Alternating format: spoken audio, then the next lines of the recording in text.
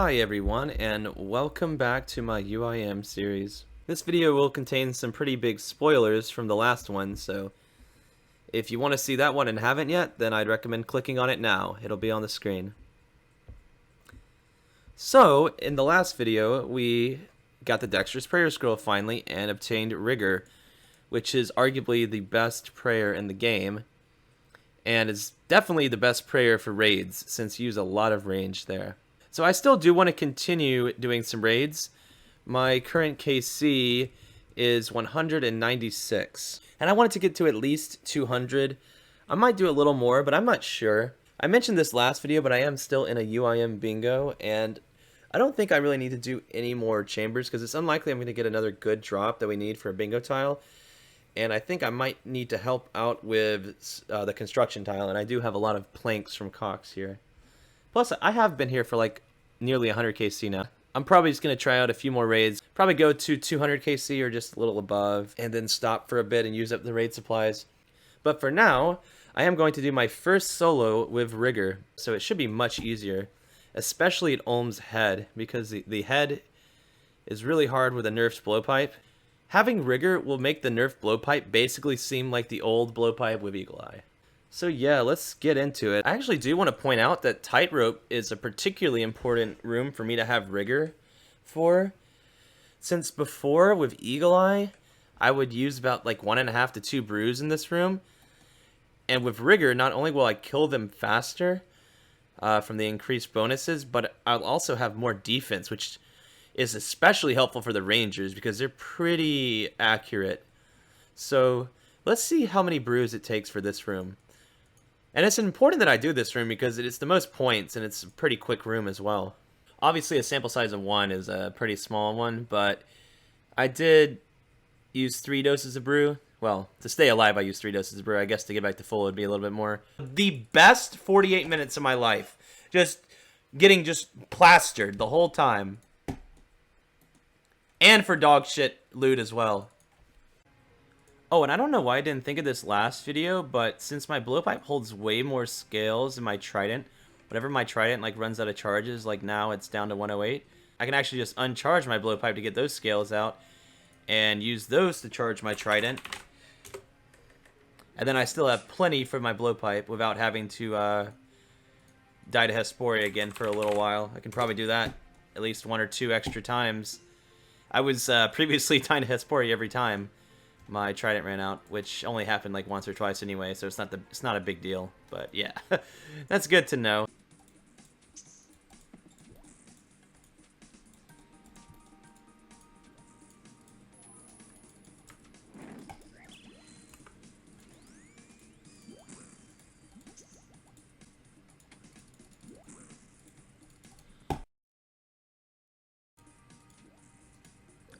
Well, there goes my perfect raid. Of course, a white chest was going to be literally like 36 or 37,000 points. I had like 17,500 pre-Ulm. Oh, I got an elite though. That's kind of cool. Alright, well, the last few raids may have been terrible, but at least I got a relic, and that is actually going to give me an Herbalore level. There is 86 Herbalore. It doesn't really unlock anything great itself, but I can +4 boost with a Botanical Pie to make super combats and overload pluses in raids, but I don't think it's ever worth me bringing that pie into raids because I'd have to get them as I go. Alright, we finished an elite clue from CoX. Let's see what it is. Oh, okay, like what? That's like the weirdest elite I've ever gotten. Alright, 199 KC, good luck. No way. This is 4 raids since my dex. No way, dude. I just got to put on my name yesterday. Like, yesterday was when I got my dex. Holy crap, what did I get? It's probably like an arcane. They all left, it must not be something good. Why'd they all leave? Oh no. Ah, it's an arcane. Of course. As they say, though, pet roll, right? Oh god, that's hilarious. Alright, I know this is worth 700k, but for good measure, we're actually gonna alch the arcane. Because obviously I already have this. This is actually my 4th arcane on this account. That's pretty wild, honestly. Alright, for the back-to-back... No way, that's a back-to-back arcane. What? How? The 2 irons got back-to-back arcanes. That's freaking hilarious. Oh, and it's also my 200th raid as well. That's a cool milestone. Alright, for the triple back-to-back, will we see it? No. Unfortunately, we did not get 3 in a row. That would have been pretty crazy, though. Okay, we did get an elite, though. Let's hopefully be able to do that. Oh, shoot. That's my first Dark Infinity color kit. Oh, and a Steel Dragon Mask. Okay. So, the thing about this is... it's storable, but I have to get an infinity piece, which actually is a decent grind. But, I won't be able to get it back out till I complete the whole set. But, you know, I'm like a collectionist person, so I think that's going to be worth doing. I don't think I'm going to do it right now, though. I should have enough space I could just store it at Hespori, but for now, I guess that means I'm done with Chambers, because I don't want to take this with me to Chambers, obviously. Alright, so even if I did decide to do more Chambers, I did have to die to Hespori anyway to temporarily store the Dark Infinity kit here, which I may or may not actually end up grinding out an Infinity piece. I'm still not sure, because it's really, like, unlikely that I'd complete all of them anyway, and it'd be a pretty long grind. But anyway, my bingo team does need some construction XP for a tile, so I am going to now use up all of my teak and mahogany planks. And I can continue to do some LMS or farming contracts and other stuff like that if I ever get bored in between. But yeah, I'll get set up for that, and I'll let you guys know of any milestones, rewards, or levels, things like that. Alright, so I am going to buy an air staff and some runes here, because I am low on dust runes, so I don't really feel like getting more of those. So I got my air staff, I got my tome of fire, law runes. I'm just going to get some water and earth runes here. Maybe like... I'll start off with like 5 packs of each and see how long that lasts. It should last a good while. We can always come back and get more. So I can pretty much teleport any major area I need to go to. Of course, I'll go get some steel bars and start doing some Mahogany Homes contracts. I just realized I hit 803 points now, which 800 is enough to buy the remaining 2 carpenter pieces that I needed. I've mentioned this in a previous video, but previously I've bought the helmet and the shirt. I'm not able to take them out right now, though, because if you store an individual piece, you can't take it out until you complete the whole set. Now, normally the carpenter's outfit's not really worth getting, and you should prioritize the plank sack, but since I've never really grinded out a huge amount of construction, it would be kind of pointless for me to, like, buy a plank sack and just use it for, like, an hour, and just to drop it and have to rebuy it again, and I would just keep wasting points, and I would never really be able to finish the set that way, but... since I prioritize getting the set first, now I don't have to worry about that ever again, so it's not a big deal if I, like, waste points and only get to use the plank sack for, like, 30 minutes or so. I'm sure that makes sense. I hope it does. But anyway, it's just the bottoms and the boots that I'm missing, so I'm going to buy the trousers and... oh yeah, the new collection log, and then the boots. Another new collection log item. So now we can get the remaining 2 pieces out of my house. Oh, I might as well get a contract while I'm here as well, of course. Nice, okay, in Falador. Alright, now that I have the complete set, once I store it in here, I can withdraw the entire set, and here's what it looks like. I'll now get 2.5% bonus construction XP, which is pretty cool. Although apparently it doesn't apply to the big XP drop you get from completing a contract, it only applies for each individual item you make. Which is a little lame, honestly, but whatever. Alright, there's 87 construction. I'm not sure if it unlocks... well, it does unlock a few things, but I've already boosted for anything it would unlock. It doesn't unlock anything I can boost for. But anyway, I think I'll get like maybe 1 more level with these amount of planks. I'm not sure. It's pretty good ways till the next level, but we'll see.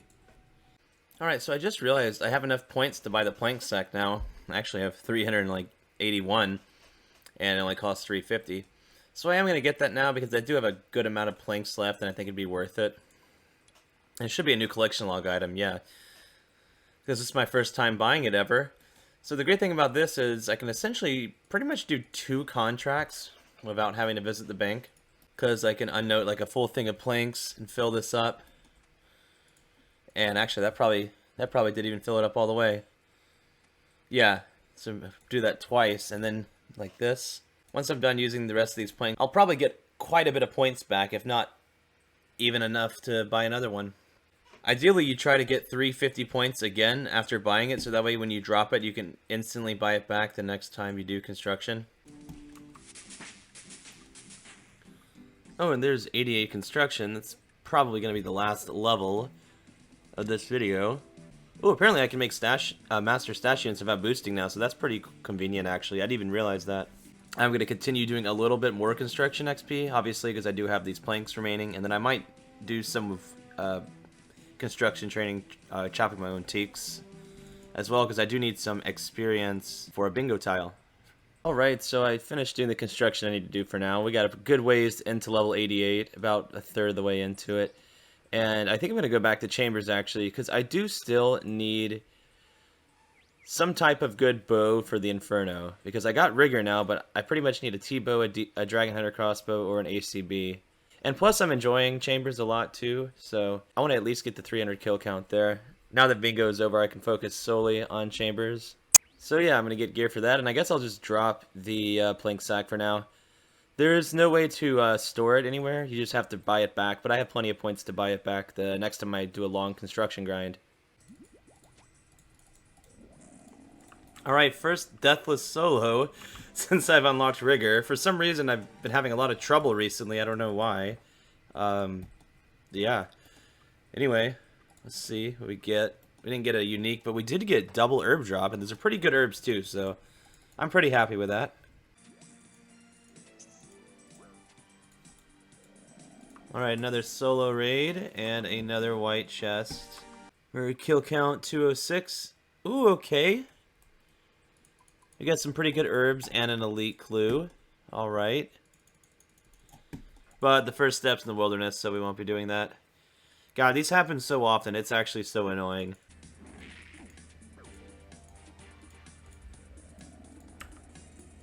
Alright, there's a nice Deathless Solo.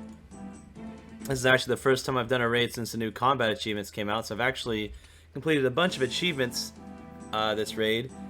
These most notable ones here is the Master one, which is Undying, which is just not dying as a solo. I guess the Elite one looks like it's just having your team not die. So that's pretty cool to get that done. Ooh, and Torsals and Blood Runes, not bad.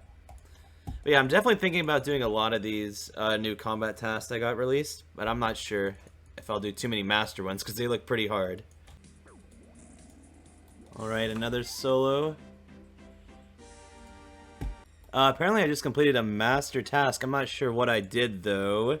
Not so special lizard. Let's look that up, actually. So apparently I killed him without him using any of his special attacks in the last phase, so that's pretty cool. I did not get a perfect golem, though. It was nowhere close. The perfect golem looks really hard. Of course, this is the third drop in a row of this troll. Third drop in a row of items that I don't even keep. I'm pretty tilted. Alright, now it's pretty close to an attack level, so I decided to come here to Ammonites and get it real quick so it doesn't mess me up during a raid. And yeah, there is 97 attack. Only 2 more until I have max melee DPS for my levels. So that's pretty cool.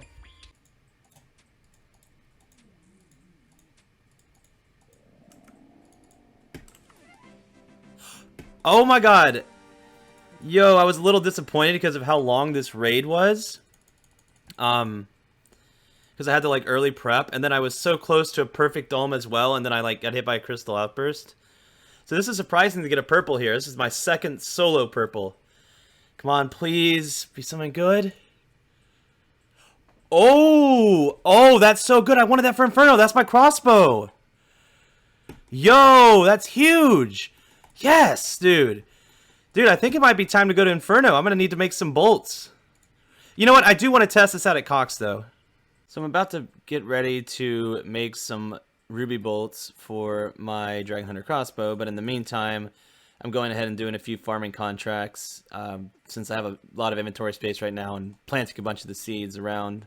Since I do have a bunch of herb stacks I can add too. So I'll discuss the plan I have for future videos during some of the smithing I'm going to do here shortly. Actually, I suppose I'll just discuss my future plans for this account while doing this tree run.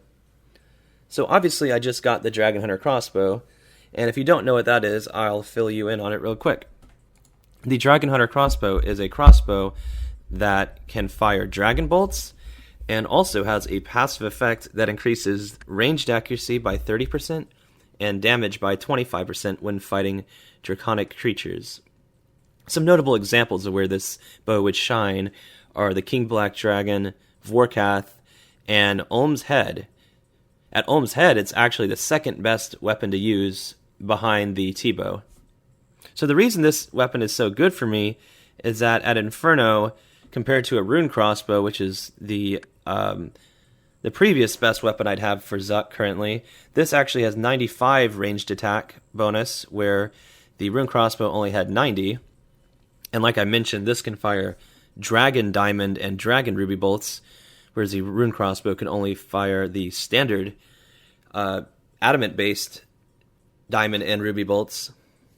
And like the rune crossbow, the Dragon Hunter crossbow also has a 7-tile range, which is actually pretty annoying because that means on the corners you actually can't hit Zuck unless you are on long range. So yeah, that is pretty annoying compared to something like the Armadillo crossbow that actually has an extra tile of range.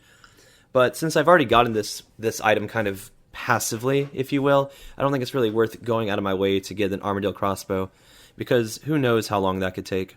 So now that I have this weapon, of course I want to test it out at Chambers for a few kill count, because I could still get a T-bow, I could still get Ansi legs, or I could still get a Kodai, which are all great upgrades, especially for Inferno. And obviously I have to go for the back-to-back item too, since I just got this. But anyway, after that, after Chambers, I would need to go to Vorkath to get Dragon Bolts, since the Dragon Hunter crossbow is amazing at Vorkath, and Vorkath is the best source of Dragon Bolts. However, I need to get 99 range before going to Vorkath, so I'll be able to use the Vorkath head, which I will likely get, on my ranging cape to give it the ammo saving effect. So I will try to get 99 range through Chambers, and maybe just ranged a few ammonite crabs when I'm somewhat near the level. Before Vorkath, I will have to use up a lot of herbs from CoX, the gold ore, and assuming the gold ore gets me the smithing level, I'll have to use up the runite ore to make it all into rune darts, since Vorkath drops rune dart tips. These will be a decent upgrade over Addy darts for Inferno. Lastly, I will of course have to make anti-fire potions for Vorkath, get enough Nightmare Zone points to imbue a salve amulet, and make a lot of ruby bolts and a few diamond bolts for Vorkath. Alright, I got my noted Addy ore and noted coal with me now, so I'm going to start making some of these unfinished Addy bolts, and I think I'm going to make maybe like 2,000 for now. We'll see how that works. I'm only going to make ruby bolts for now because that's all I need for raids. It's not worth bringing diamond bolts. But yeah, once I start doing Vorkath, I'll also have to make some diamond bolts as well. But I'll probably have plenty of ruby bolts for both Chambers and Vorkath for a little while. And then, of course, once I get all of my dragon bolts I need from Vorkath, I'll make those into dragon, ruby, and diamond bolts. And I'll likely do some agility while fletching these bolts. It won't take too long, but I could use a few amylase, because why not? I'm probably starting to run low on staminas, and I have a bunch of Aventos from CoX that I'd want to turn into staminas anyway. Alright, so this is a pretty good amount of bolts, and I also made about 2,000 darts as well, since I'd used quite a few during CoX. I didn't want to completely fill my blowpipe up yet, I just didn't feel like making any more, because I won't really need too many more, since I do want to use rune darts for Inferno, ideally. So yeah, I'm going to go buy some feathers and start fletching these while doing agility. And then, of course, I'll have to go get some rubies afterwards and cut them into bolt tips. So it's time to get some rubies to attach to my adamant bolts. But I just realized rubies are actually way more annoying to get than I thought. I was looking at the wiki. Pretty much every shop pretty much only stocks like 1 ruby per world. Except for the Czar shop, which apparently only stocks 4 for Iron Man. Which is weird, because apparently it stocks 8 for mains, so that kind of sucks. I'm going to double check that in a bit here, but the only way to buy it from there is to use Tockle, which this might be a little bit more expensive, but it's definitely better than having to hop one world per ruby. But either way, this is going to take a while because I calculated that I would need 180 rubies to get enough bolt tips for all these addy bolts, because it's 12 bolt tips each. So I'd heard a few UIMs talk about how annoying it is to make ruby and diamond bolts. I had no idea though. I for some reason thought you could buy some from like a bunch from like Keldegrim or RD, but they only stock one per world. So yeah, I hope this is enough chaos runes. I think I did the calculation right. It should be enough toggle. It cost me quite a bit of money. It was like 300k or something like that. Okay, yeah, it looks like there's only 4 in stock. And they cost 130 toggle. I basically calculated that they would go up to around 150. So okay, they only go up by like 2 each time. So yeah, I probably got a little extra toggle, but it's no big deal. So in case you're wondering, it goes up by 2 each time. So I guess the average is 134 toggle per ruby. Yeah, ideally I would have saved like a ruby drop from Chambers, but I had no idea I was going to get a DHCB, obviously. So yeah, I got to do a lot of world hopping until I have a full inventory of rubies. I have to cut them into regular rubies, and then I have to cut the cut rubies into tips. So this will be a little annoying. It probably won't take too long, though. I'm probably over-exaggerating here because this is like over 2,000 bolts. That'll last quite a while. Alright, and finally I just need to enchant all these ruby bolts into ruby bolts E. And for each set of 10, I just need 1 Cosmic Rune, 5 Fire Runes, and 1 Blood Rune. So, not too expensive. So after finishing making all of those enchanted ruby bolts, it looks like we've unfortunately ran out of time for this video. So make sure to leave a subscription if you don't want to miss the next video, because we will be testing out the Dragon Hunter crossbow at raids in both solos and groups. If you liked the video, make sure to leave a like, and I'll catch you guys next time. Bye.